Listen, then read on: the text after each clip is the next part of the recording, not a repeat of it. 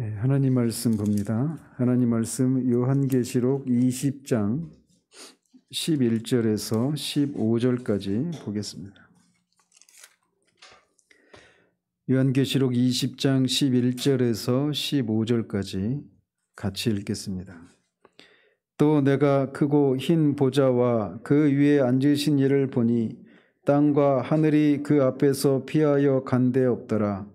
또 내가 보니 죽은 자들이 큰 자나 작은 자나 그 보좌 앞에 서 있는데 책들이 펴 있고 또 다른 책이 펴졌으니 곧 생명책이라. 죽은 자들이 자기 행위를 따라 책들에 기록된 대로 심판을 받으니 바다가 그 가운데에서 죽은 자들을 내주고 또 사망과 음부도 그 가운데에서 죽은 자들을 내주매 각 사람이 자기의 행위대로 심판을 받고 사망과 음부도 불못에 던져지니 이것은 둘째 사망 곧 불못이라. 누구든지 생명책에 기록되지 못한 자는 불못에 던져지더라. 아멘.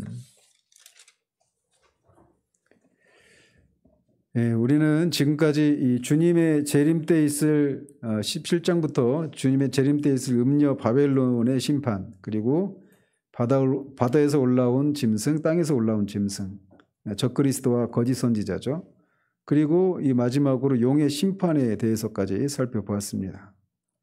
이제 우리는 이 심판의 대상 중에서 마지막 남은 이 목록으로 이런 사탄이나 짐승을 추종했던 불신자들의 최후에 대해서 살펴보도록 합니다.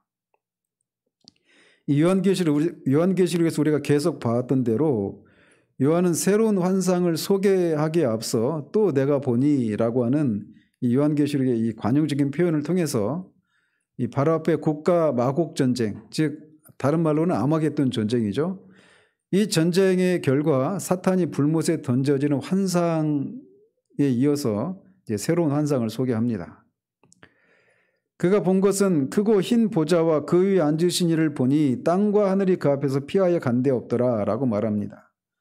여기서 흰 보좌, 이 심판을 말하는 건데 여러분이 백보자 심판 이런 얘기를 많이 들으셨을 겁니다. 바로 이것을 가리키는 거죠.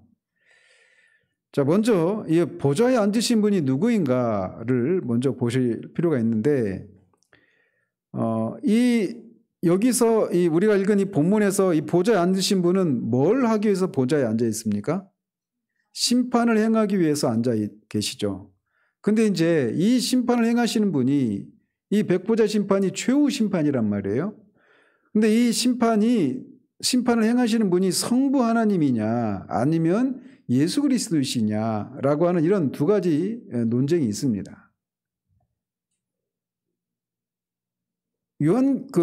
왜 그런 논쟁이 있느냐면 우리가 사도신경을 고백할 때도 그런 고백하잖아요.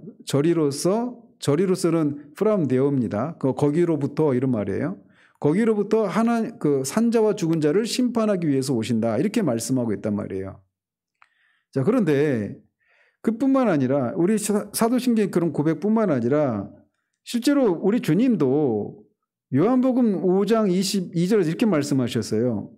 아버지께서 아무도 심판하지 아니하시고 심판을 다 아들에게 맡기셨다. 이렇게 말씀하십니다. 그러니까 최후 심판을 누가 하시냐면 아들이신 예수 그리스도가 하신다라고 예수님이 직접 말씀하셨단 말이에요.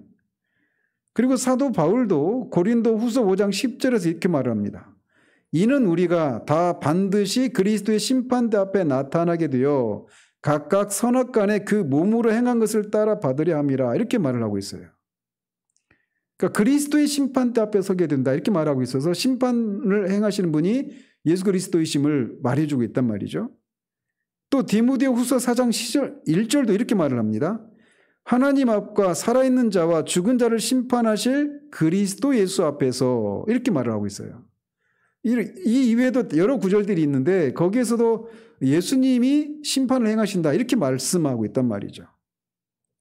그런데 문제는 우리가 요한계시록을 계속 살펴오면서 보좌에 앉으시는 분 누구였습니까? 성부 하나님이 앉아 계신다라고 말씀하셨단 말이에요. 그래서 처음 나오는 장면이 계시록 4장 2절입니다. 내가 곧 성령에 감동되었더니 보라 하늘에 보좌를 베풀었고 그 보좌 위에 앉으신 이가 있는데 라고 말하고 있어요. 그러면서 그 옆에 보좌 옆에 어린 양 예수 그리스도가 계시다 이렇게 말하고 있어서 이 4장 2절에서도 그렇게 성부 하나님이 보좌에 앉아 계신다 이렇게 말씀하고 있단 말이에요.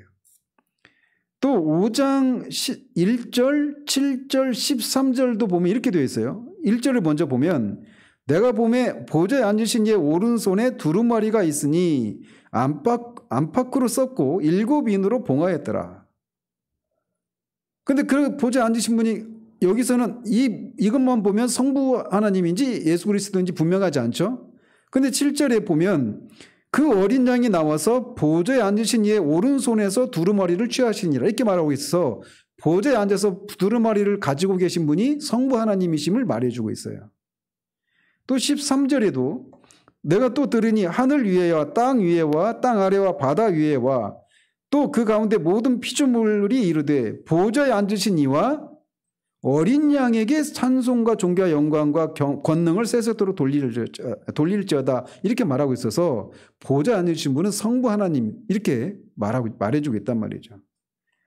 이 이외에도 6장 16절, 7장 10절, 15절, 19장 4절, 21장 5절 이런 구절들이 다 보좌에 앉으신 분은 성부 하나님이시다라고 그렇게 말씀하고 있어요.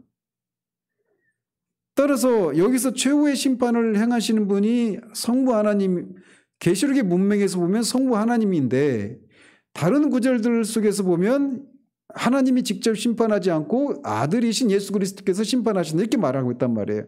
그래서 이제 성부 하나님이냐 예수 그리스도냐 이런 견해, 두 가지 견해가 나뉘는 겁니다.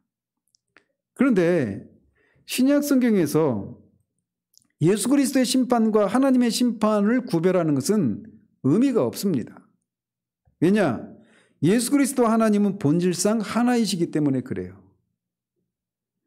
그래서 고린도후서 5장 10절에서는 이 그리스도의 심판 때 이렇게 말을 하고 있고 로마서 14장 10절에서는 네가 어찌하여 내 형제를 비판하느냐 어찌하여 내 형제를 업신여기느냐 우리가 다 그리스도의 심판대 앞에 서리 이렇게 말하지 않고 하나님의 심판대 앞에 서리라 이렇게 말을 하고 있어요. 그래서 이 심판대를 그리스도의 심판대 하나님의 심판대 이렇게 교차적으로 사용하고 있단 말이죠. 본질상 그 본질에 있어서 영광과 그 본질에 있어서 하나이시기 때문에 그런데 그래서 그런 이 보좌에 앉으신 분이 성부 하나님이냐 예수 그리스도냐 이런 논쟁이 있는데 그게 크게 중요하진 않아요. 그럼에도 불구하고 계시록의 문맥 속에서 보면 성부 하나님으로 보는 것이 자연스럽습니다. 그래서 여기서 보면 앞에 바벨론 그 큰 성 바벨론의 심판이 있었죠. 17장에서. 그리고 19장에 와서는 두 짐승에 대한 심판이 있었고 20장에 와서 사탄에 대한 심판이 있었단 말이에요. 근데 그때는 하나님께서 백보좌에 앉으셔서 그 최후 심판 때 앉으셔서 심판하신다 이런 내용이 없었는데 여기에 와서는 이 죽은 자들이라고 말하는 사람들을 심판하시기 위해서 하나님이 보좌에 앉아 계신 장면이 나온단 말이에요. 이거는 앞에서 언급된 것들 두 짐승이랄지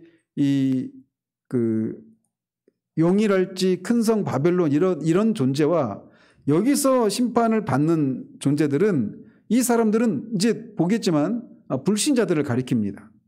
그래서 하나님의 형상으로 지음받은 사람들을 심판하시기 때문에 하나님께서 직접 여기에서 심판을 행하신다 이렇게 보는 것이 자연스럽다라는 거죠.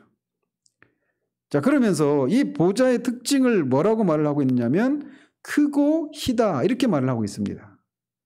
이게 어떤 의미가 있느냐면 먼저 보좌가 크다라고 하는 것은 하나님의 심판이 하나님의 당신의 모든 피조물들에게 미칠 것을 의미합니다. 그러니까 보좌가 크다라고 해서 거기에서 하나님의 심판으로부터 벗어날 수 있는 대상이 없다 이런 의미라는 거죠. 그리고 희다라고 하는 것은 하나님의 심판이 공의롭다라고 하는 것을 의미합니다. 그래서 하나님이 공의로우신 분이시기 때문에 공의로 심판을 행하신다. 거기에는 어떤 불공정한 그런 심판이 있지 않다라고 말을 하고 있는 거예요. 그러니까 이 세상 법정에서는 그런 일들이 많잖아요. 비일비재하잖아요. 그래서 이 세상 법정에서는 힘 있는 사람들, 돈 있는 사람들, 뭐 그런 사람들은 재판을 제대로 공정하게 재판을 하지 않는 그런 일들이 있고 또 반대의 경우도 있단 말이죠. 그런데 이 심판은 흰 보좌라고 말을 해서 공의로운 심판이 될 것이다 라고 말해서 어떤 사람도 이 하나님의 심판에 대해서 아니 하나님 어떻게 그런 판단을 내리실 수 있습니까? 이렇게 항변할 수가 없다라는 겁니다. 2심, 3심을 거쳐서 그렇게 최종적인 심판을 내리는 것이 아니라 이 심판이 최종적인 심판이고 정확하고 그걸로 끝이에요. 어떤 누구도 항변할 수가 없다라는 겁니다.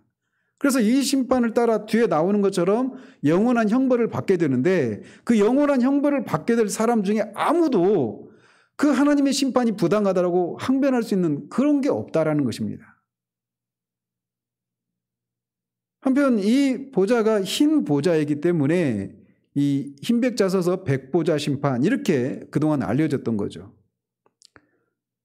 자, 그러면서 그 뒷부분에 보면 땅과 하늘이 그 앞에서 피하여 간 데 없더라 이렇게 말을 하고 있습니다.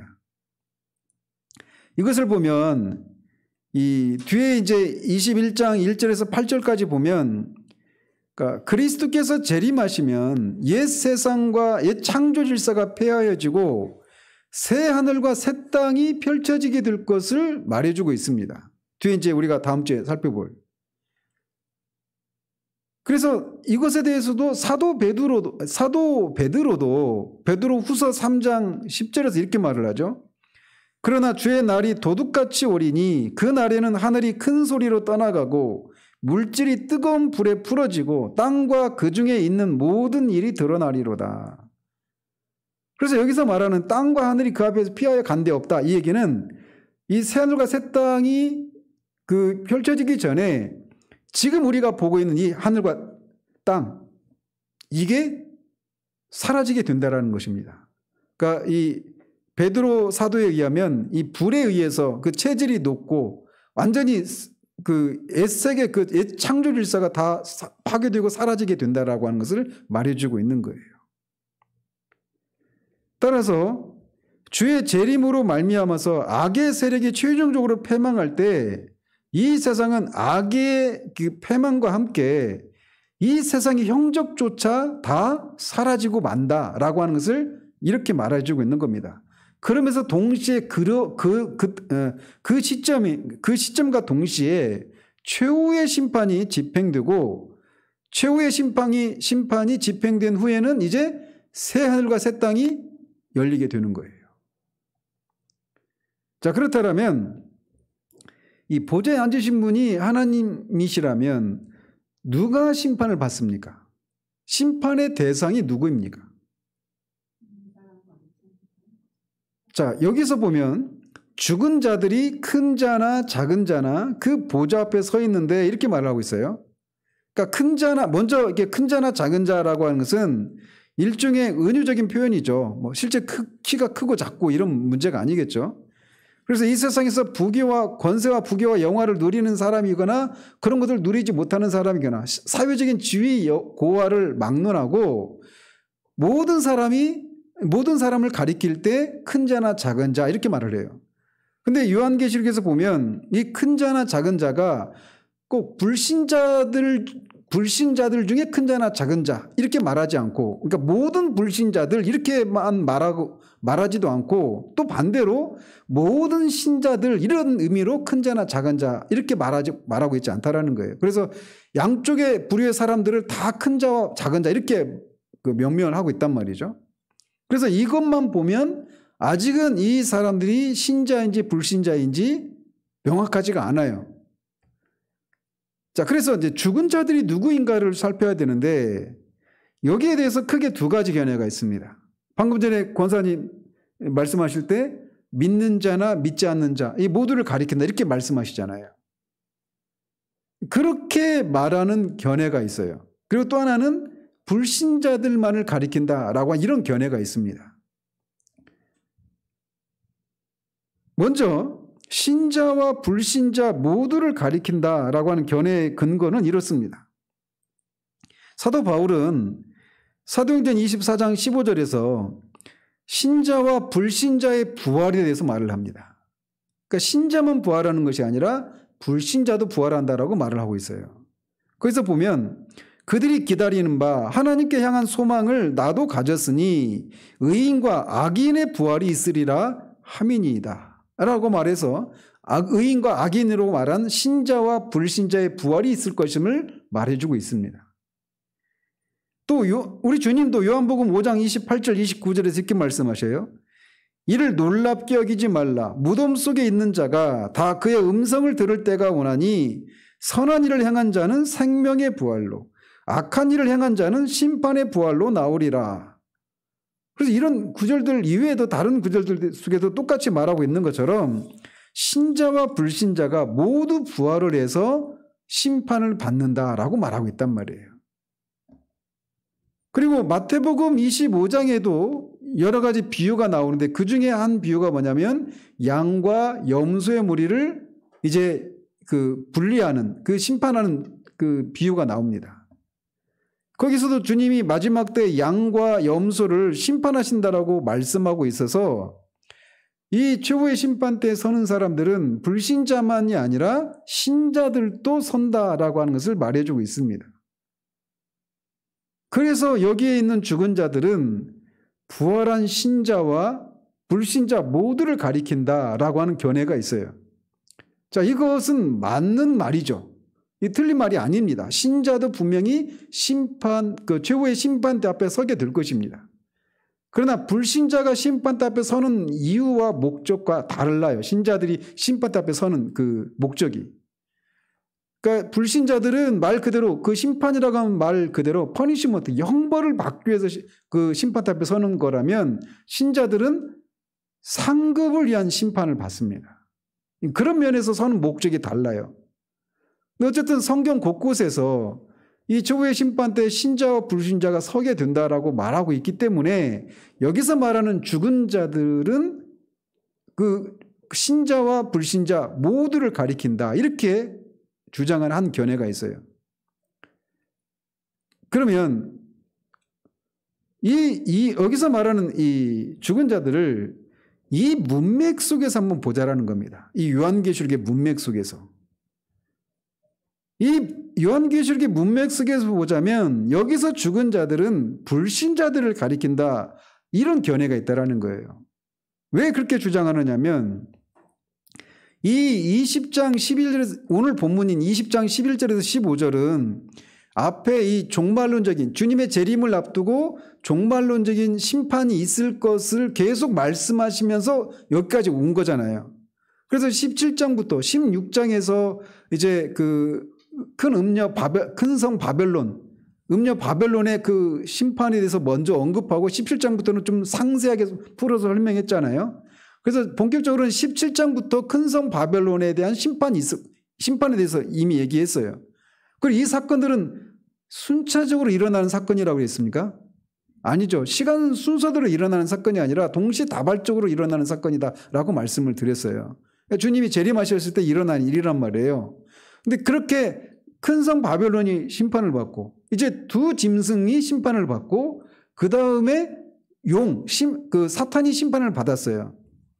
그 심판을 받는 근데 그 대상들이 어때요? 악에 대해서 심판을 받는 그런 문맥이잖아요. 이어지는 문맥이.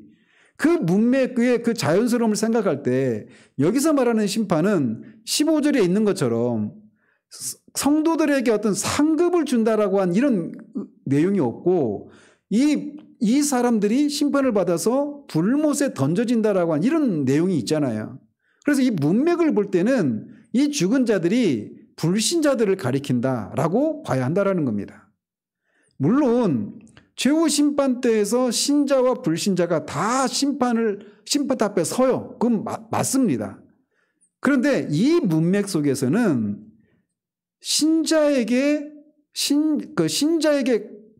불신자에게 강조점을 두고 있다라는 거예요. 이 심판의 문맥이기 때문에. 아시겠죠? 그러니까 신자들도 심판 앞에 서지 않는다라고 하는 것을 말하는 게 아니라 그것도 사실이지만 이 문맥 속에서는 불신자들이 심판을 받는 것에 강조점을 두고 있기 때문에 여기서 말하는 죽은 자들은 불신자다 이렇게 봐야 한다는 겁니다. 그게 첫 번째 하나의 주장의 근거예요. 문맥을 볼 때 그렇다라는 겁니다.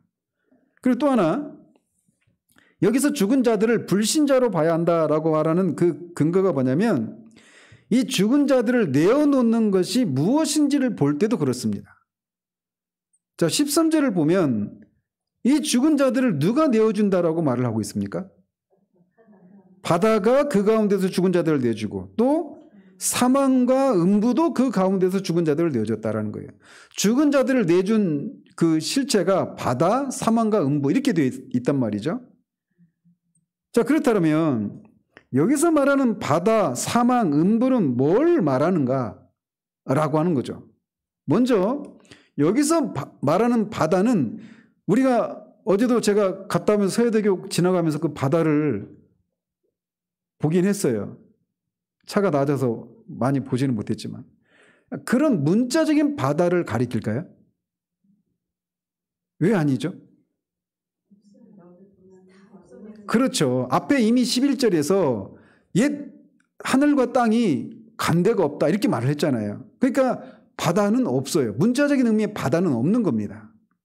그렇기 때문에 여기서 말하는 바다가 문자적인 바다를 가리키는 것은 아니에요. 없어진 바다에서 어떻게 죽은 자들을 내놔요? 그리고 죽은 자들이 바다에서만 죽나요? 땅에서도 죽잖아요. 그러니까 죽은 자들을 내놓는 바다의 실체를 우리가 보는 그런 문자적인 바다를 의미하는 게 아니라는 겁니다. 그런 두 가지 이유로. 이미 없어졌고 죽은 자들은 바다에서만 죽는 게 아니니까. 그렇죠? 그래서 그러면 바다는 그럼 뭐냐? 요한계시록의 문맥 속에서 볼 때 이 바다는 악의 영역을 상징하는 곳입니다. 그래서 앞에 그 13장 1절에서 그 10절까지인가 거기 보면 바다에서 짐승이 올라오죠. 그러니까 그 바다가 상징하는 것은 악의 실체인 짐승이 올라오는 것, 짐승이 거하는 곳 이런 상징성을 가지고 있단 말이에요.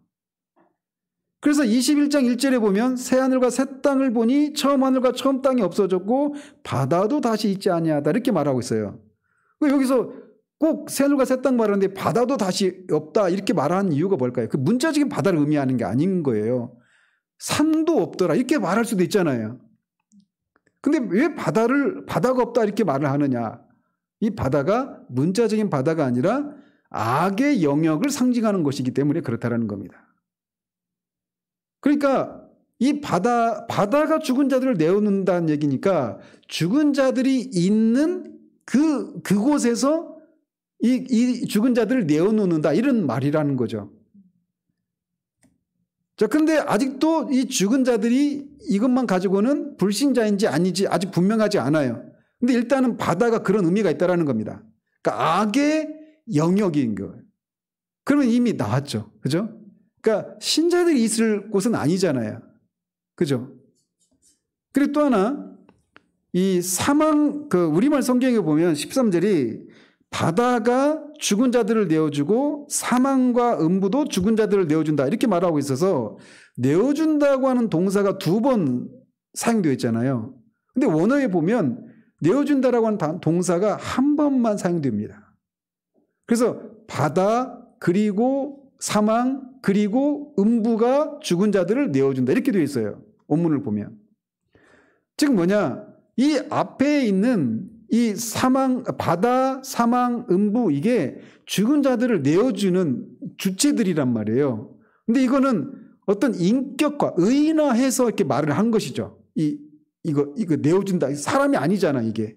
의인화시켜서 이렇게 표현하는 것인데 여기서 말하는 바다나 사망과 음부라고 하는 것이 서로 동떨어져 있는 그런 개념이 아니라 다 동일한 것을 가리킨다라는 것입니다.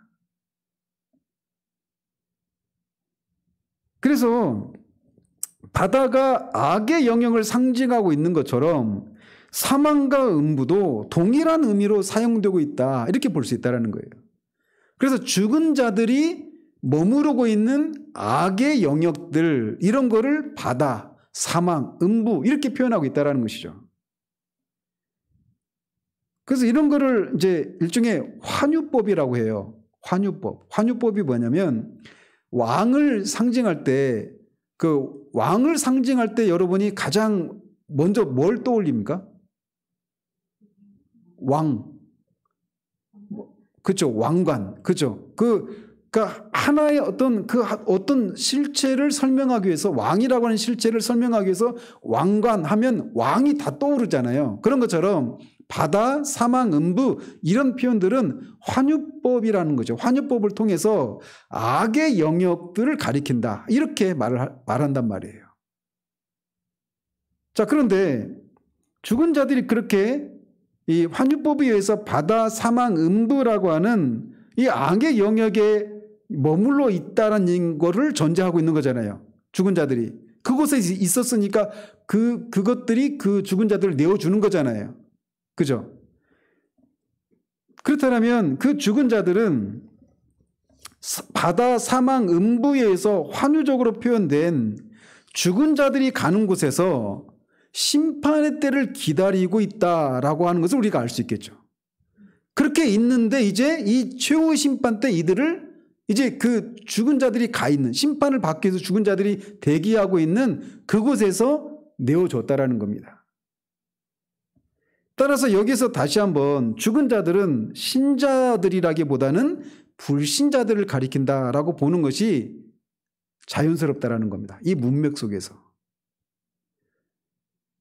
왜냐하면 죽은 불신자들이 가 있는 곳은 악의 영역이기 때문에 그래요.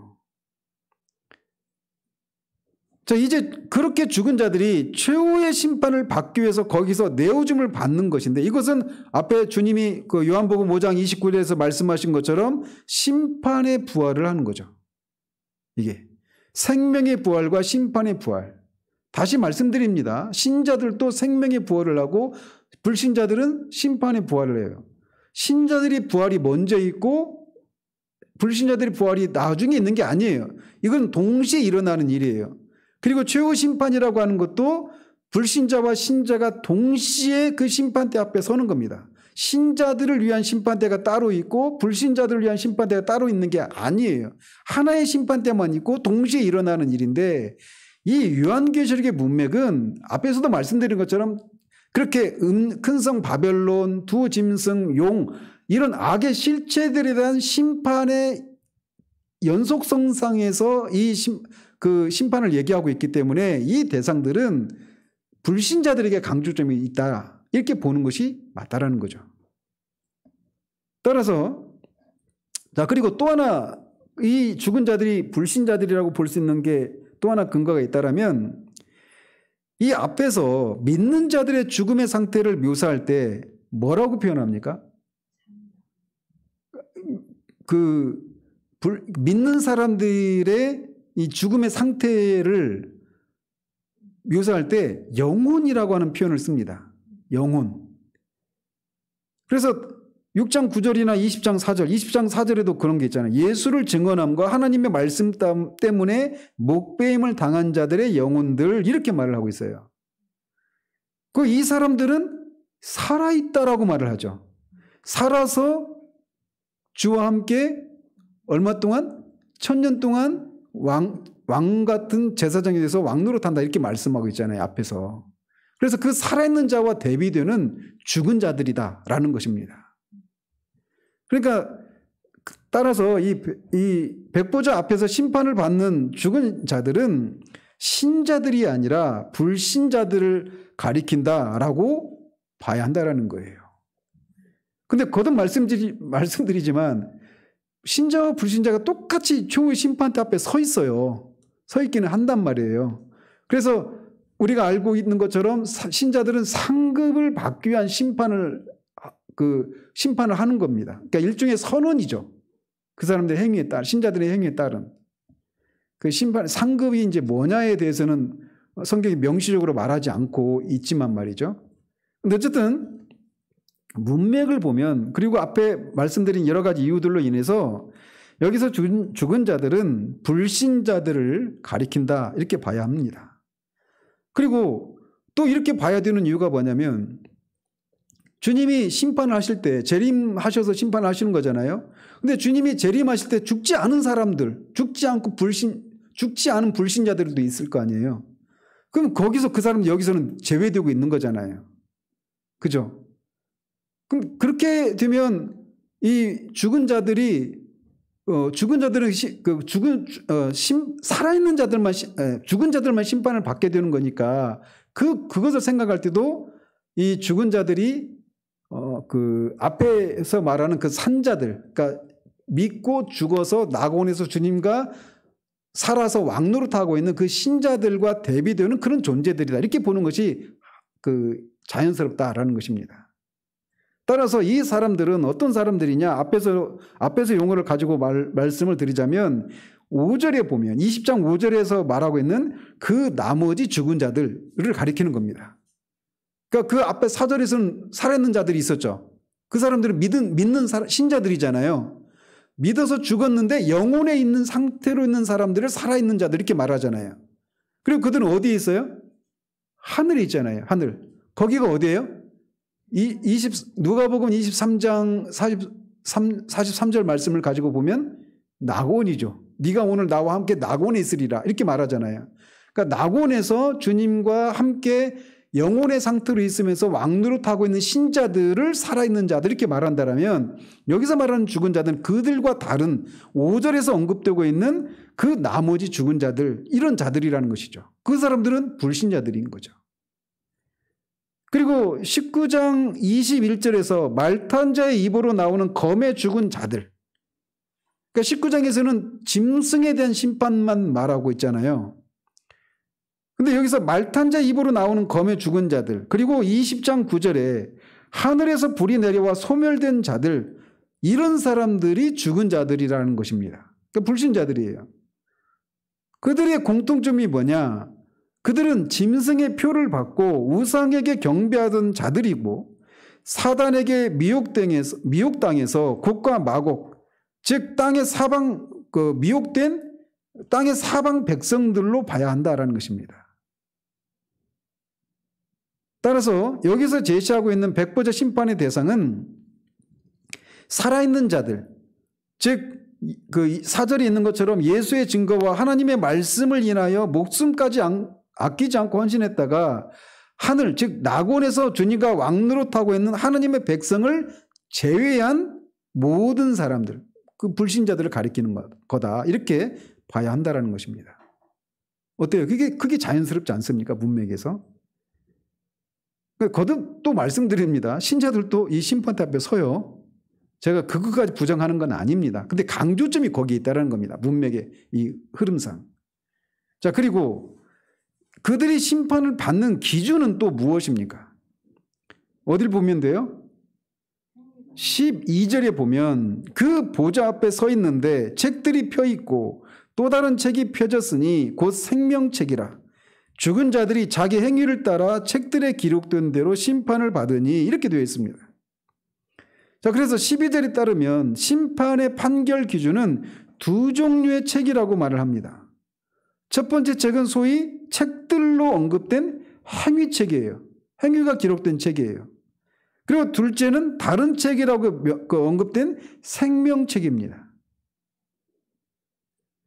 그런데 12절은 죽은 자들이 자기 행위를 따라 책들에 기록된 대로 심판을 받으니 라고 말을 하고 있어서 강조점이 생명책에 있습니까? 행위책에 있습니까?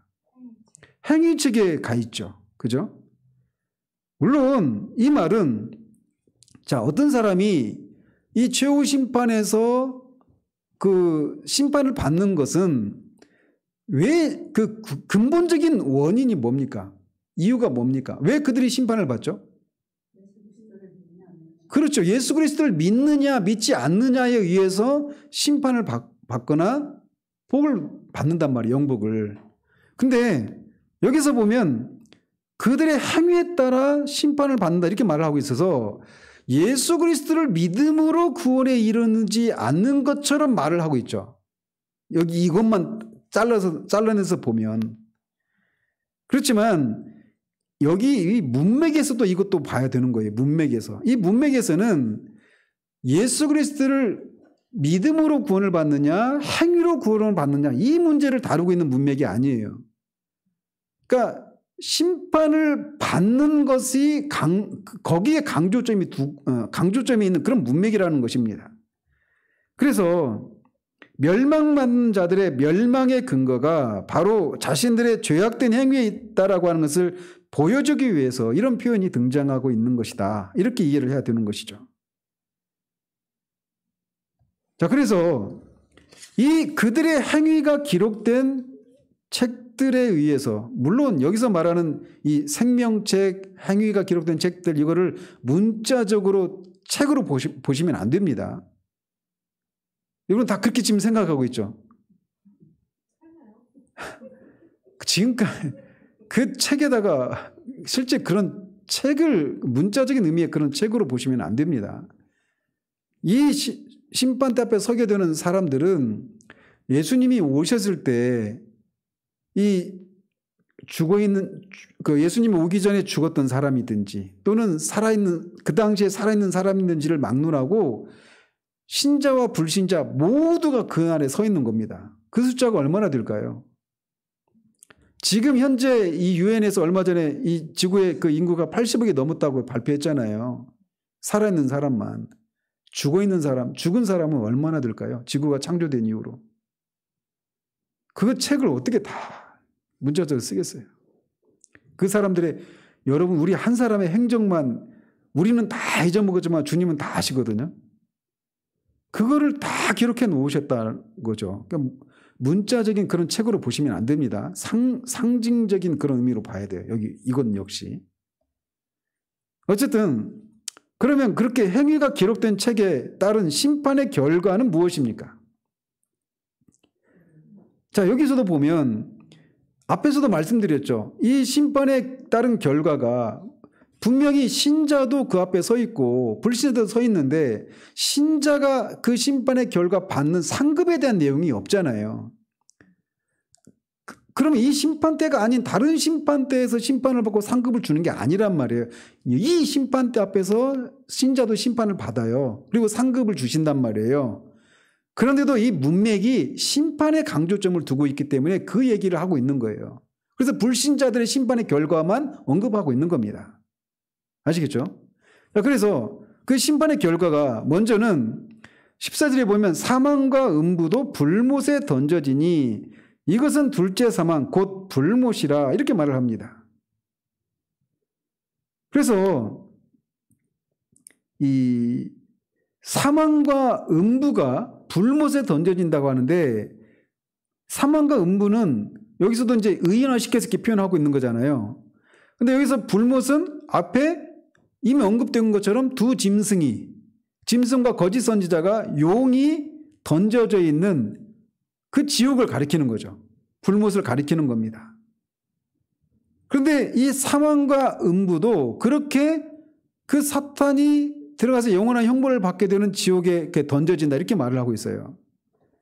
그런데 이 말은 결국 뭘 의미하느냐면 더 이상 죽음이 존재하지 않게 되었다라고 하는 것을 말하는 겁니다. 그러니까 사망과 음부 자체가 어떤 인격체가 아니잖아요. 그죠? 근데 이것을 인격화시켜서 의인화시켜서 이것이 불못에 던져진다 이렇게 말을 하고 있어서 이것이 상징하고 있는 바 죽음이라고 하는 것이 이제 완전히 사라지게 되었다는 겁니다. 그러니까 죽음이라고 하는 것이 어떻게 오게 되었죠? 이 세상에? 죄 때문에 왔잖아요. 죄의 싹은 사망이니라. 그래서 아담이 죄를 짓고 난 이후에 모든 사람이 죽게 되었잖아요. 사람이 내가 죄인이라는 이유가 뭐예요? 그 중에 하나가 내가 죽는다라고 하는 그 사실이 내가 죄인이라고 하는 것을 말해준다라고 성경이 말하고 있는 거예요. 근데 어떤 구체적인 행동을 하기 전에 인간이 죽잖아요. 그러니까 죄인이라는 겁니다. 성경이 말하는 바는. 그런데 그 사망이 죽게 된다라는 거예요. 그러면 어떻게 될까요? 자, 이 불못에 일종의 쓰레기 하치장이라고 생각하시면 돼요. 그래서 거기에서 이 우주를, 이 세상을 완전히 혼란스럽게 만들었던 그 모든 악의 실체들이 다 불못에 던져져서 심판을 받게 되는 거예요. 그래서 큰 성 바벨론도 그 불못에 던져져, 그 적그리스도와 거짓 선지자도 거기에 던져져. 거짓 선지자는 모든 각종 이교도와 그 이단들을 다 가리키는 겁니다. 그것도 얼마나 사람들을 고통스럽게 하는 겁니까? 완전히 그냥 한 가정이 파탄 나는 거예요, 이단에 빠지면. 근데 그 존재들도 뭐 이만희도 그렇고, 뭐 정명석이도 그렇고, 통일 그 문선명이도 그렇고, 이런 사람들 다 이제 그런 곳에 던져지게 된다라는 거예요. 그리고 또 그것들이 모든 괴수가 누구예요? 사탄이잖아요. 사탄도 거기에 들어가는 거예요. 근데 아직 남아있는 거예요. 죽음이 그렇게 불못에 던져진다라고 하는 얘기는 이제 그 불못에 던져지고 21장에서는 뭐가 펼쳐져요? 새하늘과 새 땅이. 거기에는 죽음이 있겠어요? 없겠어요? 없는 거예요. 거기. 근데 죽음의 원인이 뭐예요? 죄 때문이란 말이에요. 그러니까 새하늘 새 땅에는 죄가 있어요? 없어요? 죄가 없는 거예요. 그러니까 이것을 통해서 이제 죽음도 완전히 제거되었다. 더 이상 죽지 않게 된다. 이런 것을 의미할 뿐만 아니라 죄도 이제 사라지게 되었다라는 것입니다. 왜 그럴까요? 새하늘과 새 땅에서 사는 사람들의 그 실태를 우리가 알면 이해가 돼요. 사람이 어떻게 돼요? 영화롭게 되죠. 그러니까 죄를 짓는 문제와 관련해 가지고 인간의 네 가지 상태가 있잖아요. 죄를 타락하기 전에 아담의 상태는 죄를 지을 수도 있고 안 지을 수도 있죠. 그리고 타락한 이후에 아담을 포함한 모든 아담의 후손들은 죄와 관련해서 어떤 상태입니까? 죄를 지을 수밖에 없는 상태예요.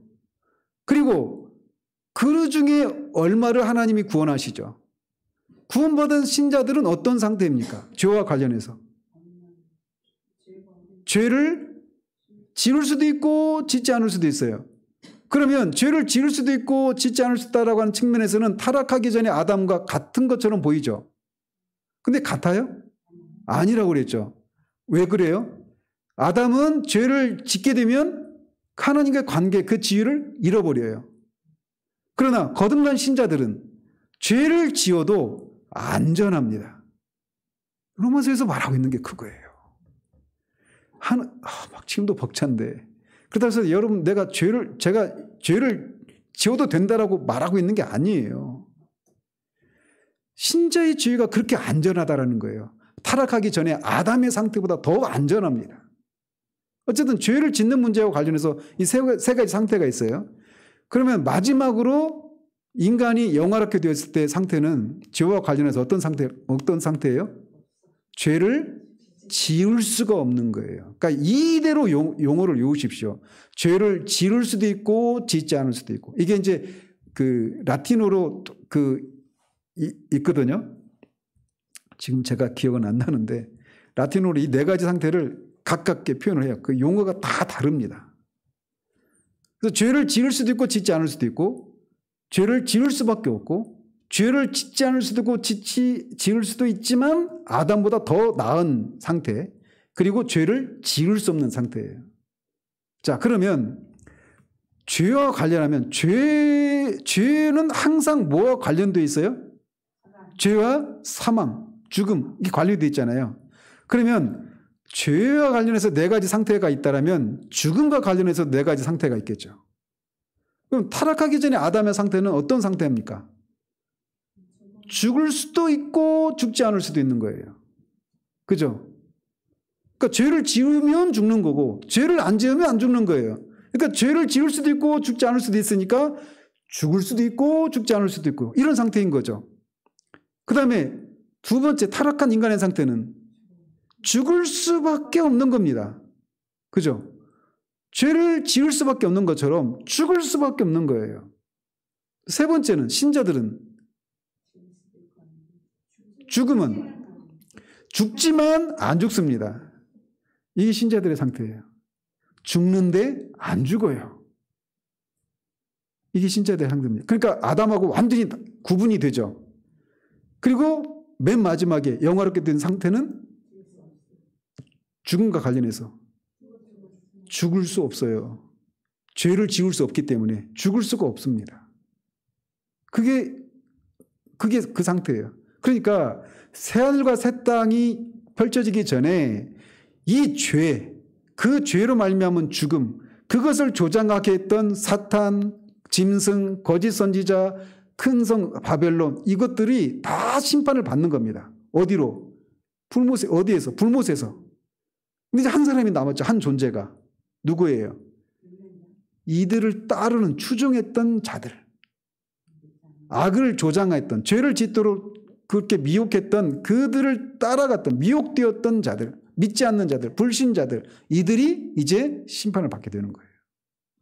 그 장면을 얘기해 주는 겁니다. 그래서 그러면서 그렇게 사망과 음부도 불못에 던져진다라고 말하는데 그걸 뭐라고 말을 하고 있어요? 둘째 사망 곧 불못이라 이렇게 말합니다. 그러니까 둘째 사망이 있으면 첫째 사망도 있죠. 첫째 사망은 우리가 아는 것처럼 육체가 죽는 거예요. 육체와 영혼이 분리되는 것. 그게 죽는 거죠. 근데 그것으로 끝나는 게 아니다라는 거예요. 둘째 사망이 있다라는 겁니다. 그래서 첫째 사망은 육체와 영혼이 분리되는 거죠. 근데 둘째 사망은 어때요? 육체와 영혼이 결합이 되죠. 결합이 되어서 안 죽고 형벌을 받는 거예요. 그게 둘째 사망이에요. 그래서 이것과 관련해서도 자, 신자는 몇 번 태어난 사람입니까?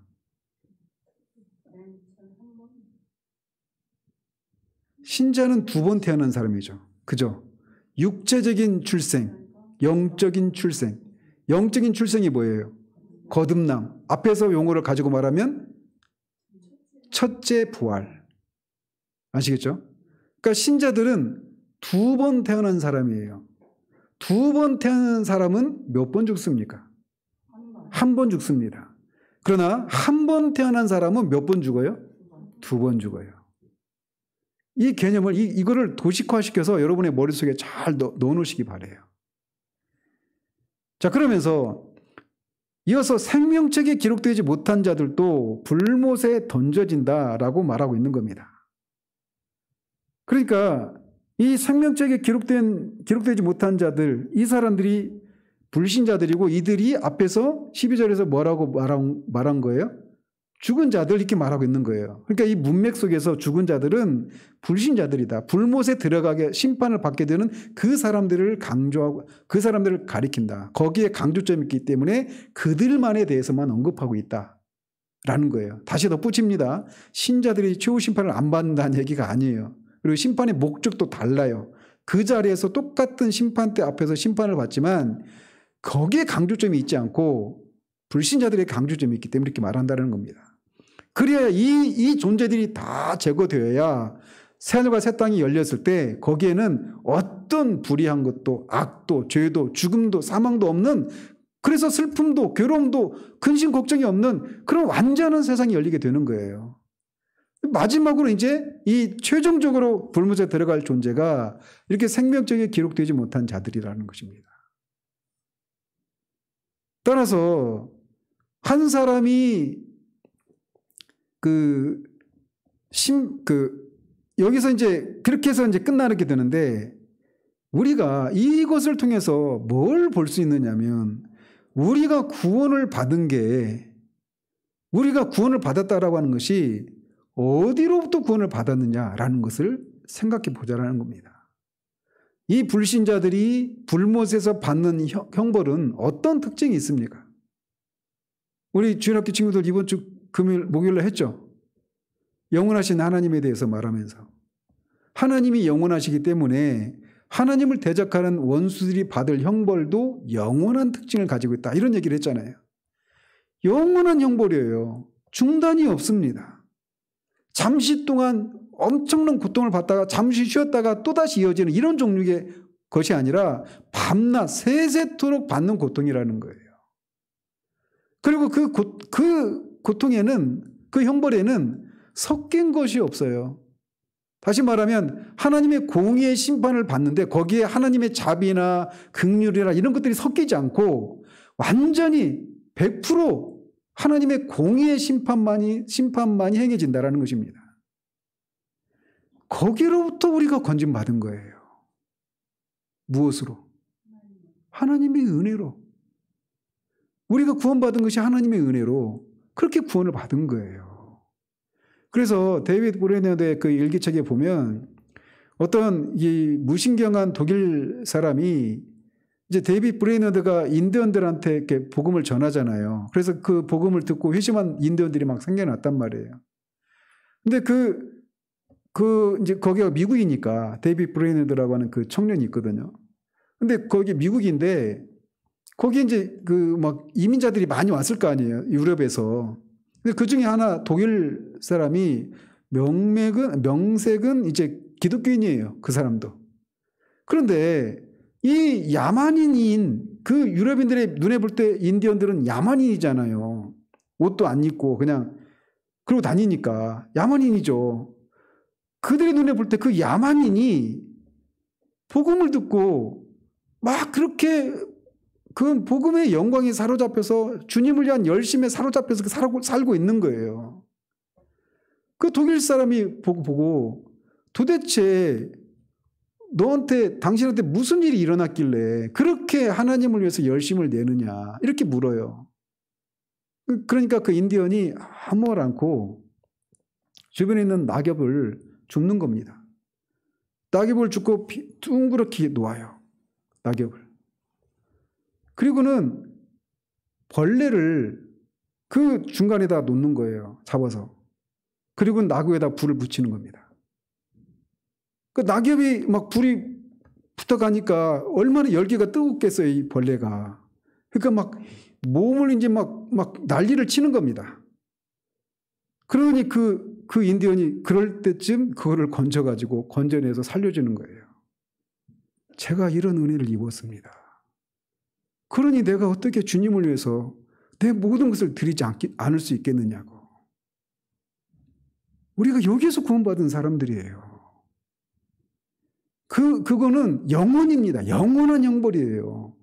몇백만 년, 몇억 년의 시간이 아니에요.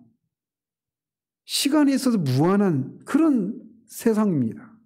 영원한 형벌을 받는데 거기에서 우리가 건진받은 거예요. 그것도 오직 은혜로. 그리스도의 십자가의 대속의 은혜로 우리가 구원을 받은 거예요. 우리가 이 사실을 생각할 때 이런 영원한 형벌로부터 우리가 구원을 받았다라고 하는 이 사실 하나만 생각해도 우리가 주님을 위해서 열심을 내려다가 꾀가 나고 뭔가 막 그럴 때 정신을 차리게 만드는 것으로 작용해야 되는 거예요. 우리 자신을 생각할 때. 더 나아가서 누군가가 우리 가족들, 우리 주변에 있는 사람들, 이 사람들이 받을 형벌이 이거라는 것을 생각할 때 우리가 뭘 해야 되겠습니까? 답이 너무 뻔하잖아요. 다시금 우리 안에 우리가 어디에서 구원을 받았는가라고 하는 것을 다시금 일깨우기를 바라요. 저 자신을 포함해서. 그리고 믿지 않는 사람들이 받게 될 이 형벌을 생각할 때 그가 아무리 내 원수 같은 사람이라 하더라도 이 잠시 몇십 년 막 그렇게 고통을 받는 정도가 아니라 영원한 형벌을 받아야 된다라고 하는 생각할 때 우리가 그들을 위해서 할 수 있는 최대의 사랑 행위가 뭐겠습니까? 복음을 전하는 거예요. 우리가 해야 될 일이 그건 거예요. 우리가 할 수 있는 것은 그거죠. 복음을 전하고 그들을 위해서 기도하고 복음을 들을 수 있는 기회를 그들이 얻을 수 있도록 전도하고 하는 이런 일들이에요. 그럼에도 불구하고 그들이 안 들을 수 있죠. 그러나 그 일은 우리가 해야 되는 일이라는 겁니다. 그것에 대해서 하나님이 그 사람에게 책임을 묻겠죠. 그러나 우리가 해야 될 일은 바로 그런 거라는 거예요. 그렇기 때문에 그들이 그렇게 그들에게 복음을 전해서 그들도 우리와 함께 이 새하늘과 새 땅, 이 천국에서 영원한 복을 누릴 수 있기를 위해서 우리가 우리의 수고를 해야 된다는 것입니다. 그리고 그 수고도 주님이 오실 때까지예요. 주님 오실 때까지 무한정 우리가 수고하는 것이 아니라 아니면 우리가 주님께로 갈 때까지예요.